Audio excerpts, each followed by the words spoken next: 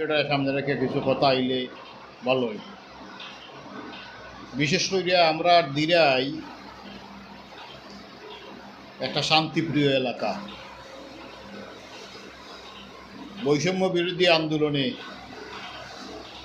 ৩৬ জুলাই দেশ যখন নতুনভাবে স্বাধীন হইল, অনেক জায়গাত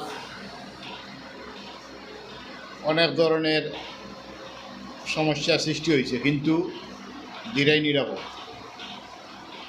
দিরাইতে বিশেষ করে ওলামায়ে কেরাম বিভিন্ন সময় বিভিন্ন অবস্থার প্রেক্ষিতে ঐক্যবদ্ধভাবে মাঠে ময়দানে খাম করছে।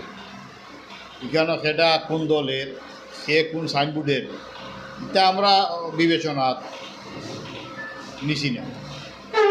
বিশেষ করে আমার কথা আমরা